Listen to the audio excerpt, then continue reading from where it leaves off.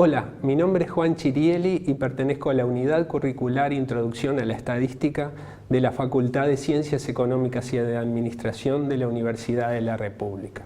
En esta presentación vamos a ver la estimación puntual y su relación con el error muestral. El esquema de la presentación va a ser una breve introducción, un punto central con los conceptos del título y finalmente un resumen y algunas tareas pendientes. En polimedias anteriores se había mencionado que cuando un estadístico se utiliza con la finalidad de estimar el verdadero valor de un parámetro, se lo denomina estimador puntual del parámetro.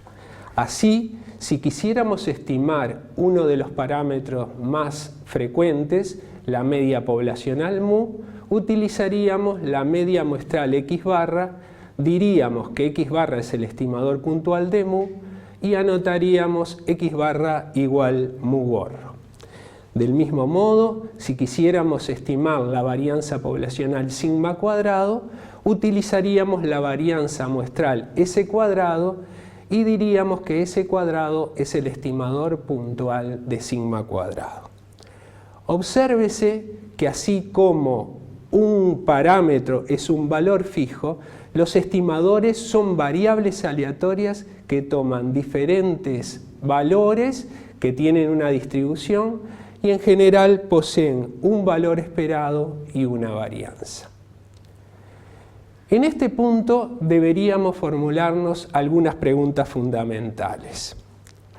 Si entonces un estimador es una variable aleatoria que puede tomar diferentes valores y pretende estimar un valor fijo, ¿qué tan probable será que el estimador acierte al verdadero valor del parámetro, más aún cuando este parámetro es un valor desconocido?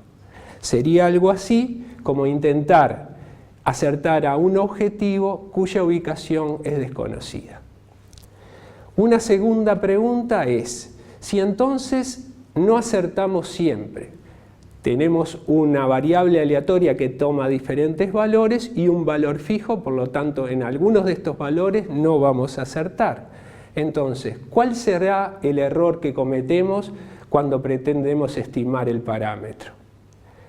Y una tercera pregunta es, si entonces no acertamos siempre y cometemos errores, ¿con qué probabilidad cometeremos errores mayores a los deseados?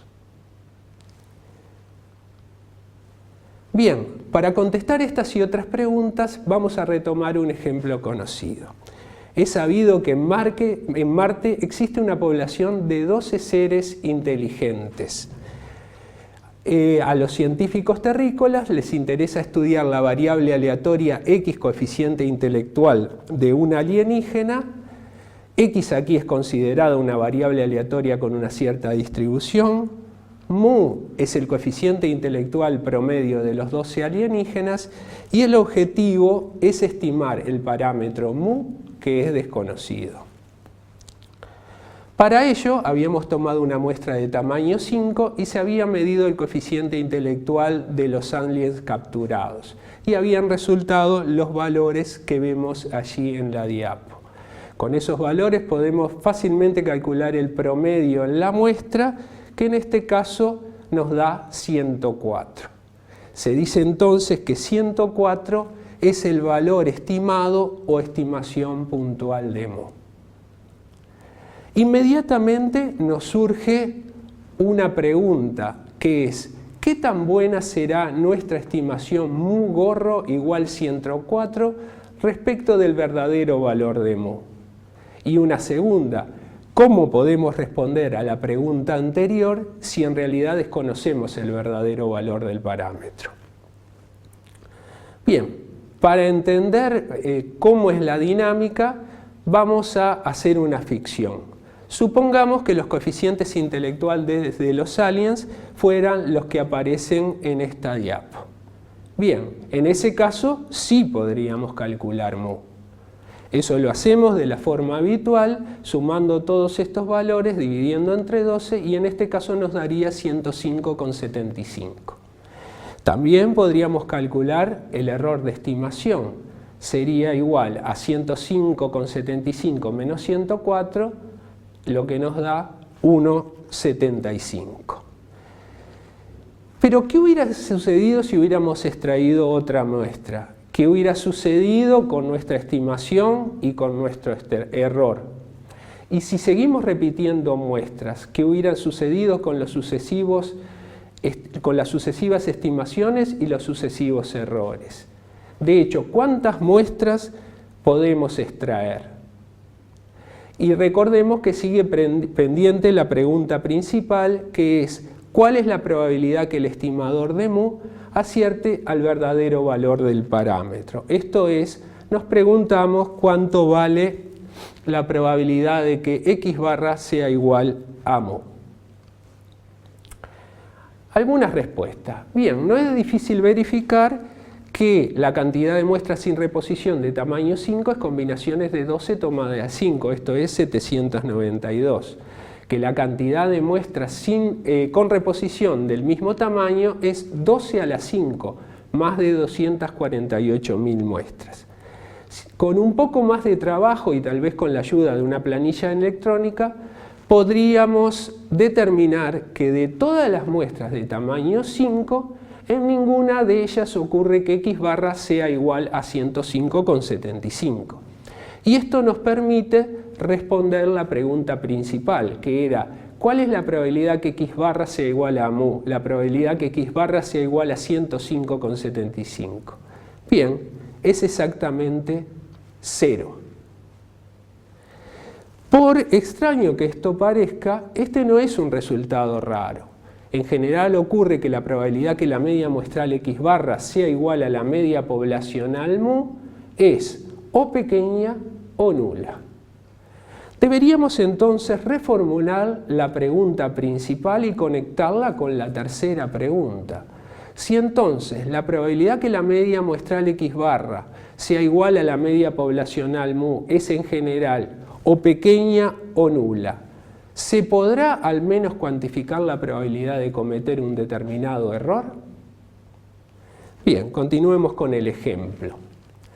Habíamos tomado una muestra de tamaño 5 y había resultado que el coeficiente intelectual promedio de los aliens capturados fue igual a 104 para esta muestra que aparece en esta diapo.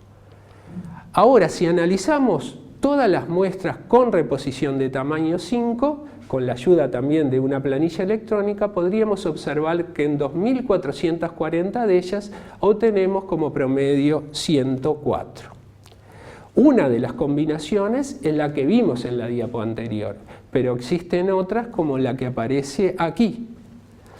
Con ello, entonces, podemos determinar la probabilidad que x barra sea igual a 104 de la manera clásica, casos favorables sobre casos posibles, y en este caso nos da cercano al 1%. Del mismo modo, si hubiéramos extraído otra muestra, la que aparece aquí, entonces x barra en este caso nos daría 117,4. Al igual que en el caso anterior, podríamos verificar que en 970 muestras con reposición de tamaño 5 observamos este promedio y calcular la probabilidad de que x barra sea igual a 117,4, que en este caso nos da 0,4% aproximadamente.